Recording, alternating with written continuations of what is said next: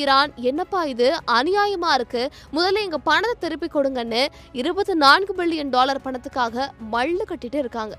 ஆனா அமெரிக்காவோ எதற்கும் மசீர மாதிரி தெரியல. குறிப்பா சனிக்கிழமை அதிகாலை ஹோர்முஸ் சந்தையில் இருக்கக்கூடிய ஈரானோட ரேடார் மையங்கள் மேல அமெரிக்கா அதிரடி தாக்குதல் நடத்தியிருக்கு. இதுக்கு பதிலடியா ஈரான் குவைத் மற்றும் பஹ்ரைன் மேல ஏவுகணைகளை வீசி தாக்குதல் நடத்தினாங்க. இதுல உயிர் சேதம் இல்லைனாலும் பல இடங்கள்ல கட்டிடங்கள் பலமா சேதமடைஞ்சிருக்கு.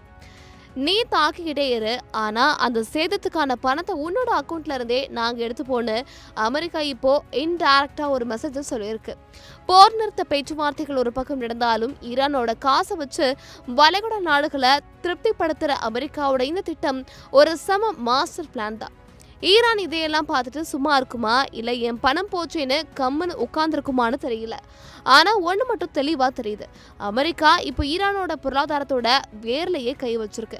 அமெரிக்காவோட இந்த முடிவை நீங்க எப்படி பாக்குறீங்க? இது சரியான நடவடிக்கையா? உங்களுடைய கருத்துக்களை மறக்காம கமெண்ட்ல சொல்லுங்க.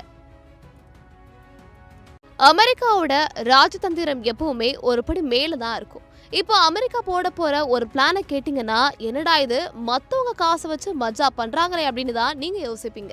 விஷயம் என்ன அப்படின்னா, ஈரான் கிட்ட இருந்து முடக்கி வைக்கப்பட்டிருக்கக்கூடிய பல பில்லியன் டாலர் பணத்தை வச்சு ஈரான்ல பாதிக்கப்பட்ட வளைகுடா நாடுகளோட போர்க்கால சேதங்களை சரி பண்ண அமெரிக்க கருவூலத்துறை முடிவு செஞ்சிருக்கான். அதாவது அடிச்சது நீ, ஆனா அந்த அடியால உண்டான நஷ்டத்தை சரி பண்ண போறதும் உன்னோட காசு தான் அப்படின்னு ஈரானுக்கு ஒரு மிகப்பெரிய செக்க வச்சிருக்காரு அமெரிக்க கருவூல செயலாளர் ஸ்காட் பெசன்ட்.